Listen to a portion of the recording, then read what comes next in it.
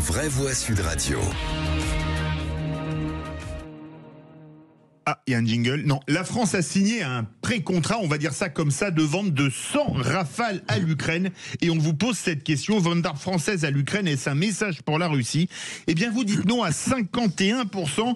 Nous avons le plaisir avec nous d'avoir le général Bruno Clermont, général de brigade aérienne, ancien pilote de chasse, et général de corps aérien, pardon, et consultant en défense. Bonsoir, mon général. Bonsoir. Alors, ce contrat 100 Rafales, est-ce que c'est un contrat historique? Est-ce que c'est un contrat qui peut faire balancer la guerre en Ukraine? Vous qui êtes le spécialiste en défense, qu'est-ce que vous en pensez? Alors d'abord, ce contrat n'est pas un contrat. C'est pas un contrat, en fait, c'est une lettre d'intention. C'est une lettre d'intention, exactement. Voilà. Donc on est vraiment très en amont d'un contrat. C'est deux partenaires, deux pays qui se disent écoutez, moi, le Rafale m'intéresse, faites-moi une offre pour le Rafale, et les deux pays se mettent d'accord et il y aura plus tard un contrat. Donc 100 Rafales, c'est quand même un chiffre énorme. J'ai eu aucun lettre d'intention ni contrat de 100 Rafales jusqu'à présent. Le principal contrat qu'a signé Dassault Aviation, c'est un contrat de 80 Rafales avec les Émirats Arabes Unis. Alors si cette lettre d'intention se transforme en contrat, c'est effectivement le contrat du siècle. Philippe Bilger. Alors, comme l'a rappelé le général, ça n'est pas évidemment un contrat, c'est une lettre. J'ai cru comprendre que, en réalité, cette lettre d'intention aura beaucoup de mal à se concrétiser parce qu'en réalité, elle posera d'énormes problèmes de financement. Mais j'y vois donc plutôt qu'un contrat à venir, une sorte de manifestation psychologique de la volonté de la France de continuer à aider l'Ukraine. Et bien sûr, je ne suis pas persuadé, je crois même le contraire, que comme vous l'avez très bien dit, ça ne risque pas d'intimider la Russie. Mais sur le plan psychologique, j'y vois tout de même un effort qu'il faut saluer. Général Bruno Clermont. Alors, vous avez raison, sur le premier point, ça va pas impressionner la Russie, parce qu'en fait, il est bien précisé dans les discussions entre l'Ukraine et la France que c'est un objectif entre 5 et 10 ans. Oui. Donc ces Rafales, s'ils arrivent un jour en Ukraine, c'est pas avant 5 ans. Donc ça va pas changer la bataille, le cours de la bataille actuelle. Après, c'est vrai que c'est la marque de volonté, d'un soutien psychologique, d'accompagnement de l'Ukraine, mais au-delà de la guerre. C'est-à-dire qu'en fait, l'idée, c'est de rebâtir une armée ukrainienne moderne, bien équipée, une aviation avec 250 avions de combat modernes, donc il y aurait des Gripen suédois et des Rafales français, mais dans une logique de garantie de sécurité une fois que la paix est signée, de manière à ce que l'Ukraine puisse assurer sa défense dans les années qui viennent. Jean-Michel Fauvergue. Alors deux remarques, c'est effectivement dans un avenir de 5 à 10 ans, ça veut dire que, alors ça ne veut pas dire forcément, et on ne le souhaite pas, que la guerre durera de 5 à 10 ans, de toute façon on n'en sait rien, mais ça veut dire que effectivement dans l'avenir, l'Ukraine veut avoir une armée puissante, et en particulier une défense aérienne et des avions de manière à pouvoir compter. Et je pense que ça aussi c'est une bonne chose. Une deuxième remarque, c'est que l'Ukraine s'équipe effectivement d'avions européens. Les Gripen d'un côté, même si on sait que les moteurs, et je parle sous votre contrôle en général, que sont américains, les Gripen d'un côté et les Rafales qui sont totalement français de l'autre, avec un moteur Safran, donc français de l'autre côté, ce qui veut dire que ce pays-là se détourne des F-35 américains et qu'ils auraient pu commander des F-35 et c'est plutôt une bonne chose que de s'orienter vers l'Europe. Général Bruno Clermont. Non, bien sûr, on aurait pu avoir Lockheed Martin qui proposait des avions américains pour réarmer l'Ukraine dans 5 à 10 ans. Il se trouve que les Européens ont fait la première offre, les Gripen avec les Suédois d'abord, puis Dassault avec un Rafale. Sur la question de financement, ça va effectivement pas être simple, mais il y a des mécanismes qui se mettent en place au sein de l'Union européenne et au sein de l'OTAN. Il se trouve que ces mécanismes étaient plutôt orientés, en tout cas au sein de l'OTAN, pour acheter du matériel américain et le livrer aux Ukrainiens que pour fournir du matériel européen. Donc des Rafales français, donc européens, des systèmes SAMP/T qui sont l'équivalent du Patriot américain européen, c'est beaucoup mieux que effectivement d'être obligés, nous, d'acheter du matériel américain pour le livrer aux Ukrainiens dans 5 à 10 ans ou l'année prochaine. Mais mon général, les Américains ne vont peut-être pas laisser tomber la partie comme ça. Et quand on connaît le poids géopolitique des Américains par rapport aux Français ou aux Suédois, et surtout la personnalité de Trump, est-ce que Trump risque pas de dire non, vous prenez ni Rafale ni Gripen, vous prenez des F-35, fussent-ils beaucoup plus chers?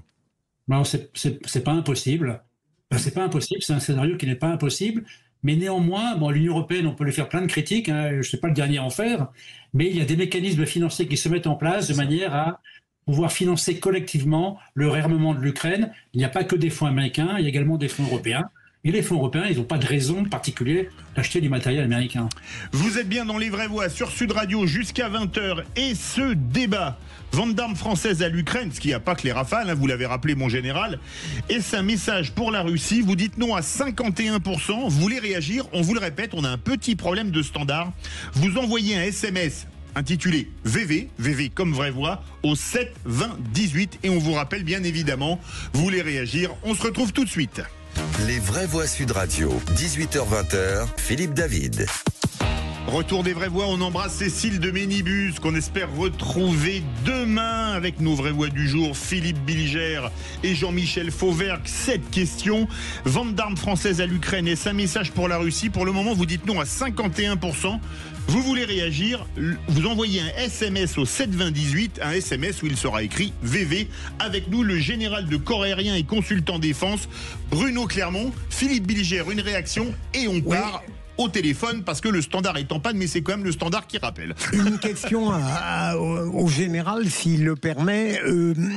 Est-ce qu'on ne peut pas considérer aussi, quelle que soit l'issue de cette lettre d'intention, que au fond, est-ce que on peut percevoir ça comme une manifestation autonome de la France? Est-ce que ça n'est pas une démonstration que, en réalité, la France cherche à avoir une stratégie qui se détache un petit peu de l'Europe sur le plan ukrainien?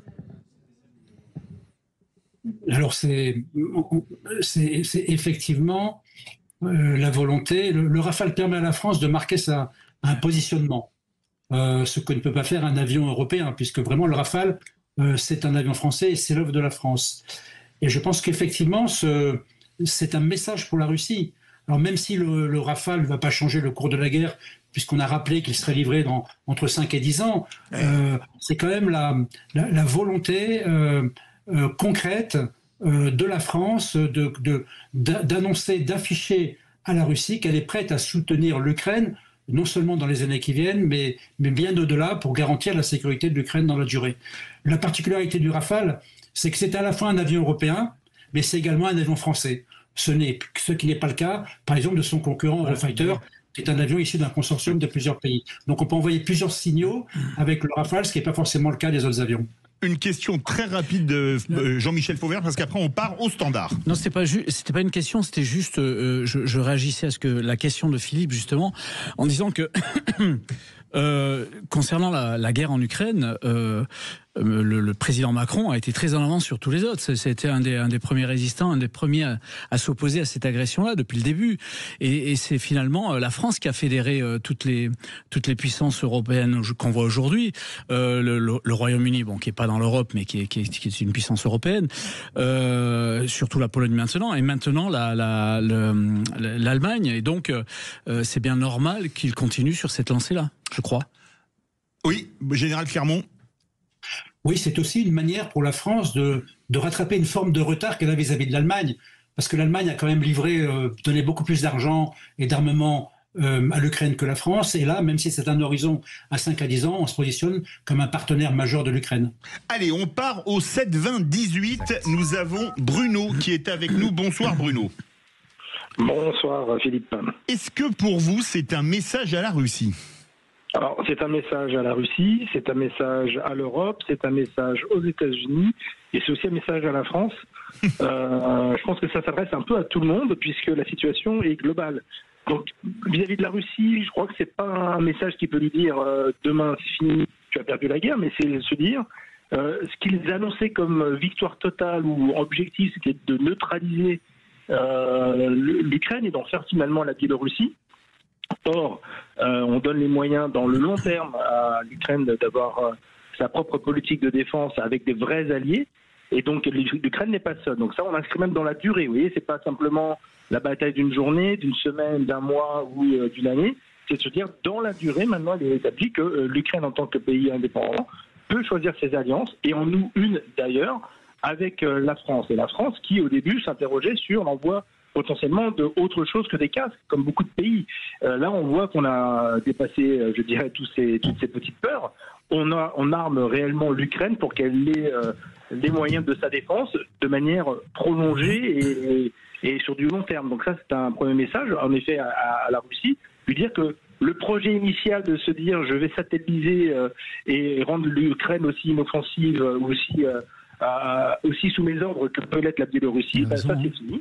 Et vis-à-vis des États-Unis, je crois que l'autre message, c'est que Trump se croit très malin en disant moi j'ai les armes, je le stocke, très bien, venez me l'acheter, payez-vous, pays européens, ces armes. En plus, je vais prendre 10% de commission au passage pour mon budget, donc armez-vous bien, ce n'est plus mon problème, je dis clairement, mais ça me fait du grain à moudre. Là, clairement, on lui démontre par l'exemple que de laisser tomber l'Europe, c'est un mauvais calcul, puisque pendant des décennies et des décennies, certes, les États-Unis ont eu des budgets militaires en Europe, mais ils en ont bénéficié. Je crois que le général en présence pourrait évoquer l'avion Starfighter, le F-104, qui dans les années 60 était un avion pourri, en tout cas pas du tout. On le surnommait The Widowmaker dans l'OTAN, le faiseur de veuves, vu le nombre d'accidents pour leurs pilotes. Exactement. La moitié des avions livrés à l'Allemagne dans les années 60 et 70 est tombée. Il n'y a pas eu une guerre en Allemagne dans ces eaux-là, tellement pour vous dire que cet avion n'était pas adapté. Et que par exemple le Mirage était 10 fois meilleur. Et d'ailleurs, les forces israéliennes qui pouvaient acheter leurs armes librement ont acheté des Mirages, ont acheté des Phantoms, n'ont pas acheté des Starfighter. Donc là, quelque part, on dit aussi un message à Trump. Laisse-nous bien tomber et t'inquiète pas qu'on va nous prendre la décision de s'armer. Et l'armement de l'Europe passe par une industrie puissante. Et là, on en fait la démonstration. Alors, quelque part, Bruno, c'est vraiment une alliance. On va faire réagir le général Clermont. Qu'est-ce que vous voulez répondre à Bruno pour ce commentaire qu'on va qualifier, et c'est vrai, d'étayer? Écoutez, moi je mets 20 sur 20 à Bruno. C'est bien, il va être content, il a une mention très bien. En réalité, il vient de rappeler que heureusement, que l'aviation de combat de l'Ukraine de demain sera des avions européens, qui est le Gripen, mais s'il y a des composants américains, c'est un avion européen, et le Rafale, et pas des avions américains. Or, ça aurait pu être, effectivement, Trump aurait pu imposer des avions américains. Je ne pense pas qu'il le fera, mais ça veut dire quand même que s'il ne le fait pas, c'est les Européens qui vont devoir payer. Il ne faut pas s'imaginer que les Américains vont payer pour acheter du matériel européen, alors que l'inverse est quasiment devenu systématique. C'est vrai. Merci beaucoup, Général Bruno Clermont, général de corps aérien et consultant en défense. Toujours un plaisir de vous avoir avec nous dans Les Vraies Voix sur Sud Radio. Tout de suite,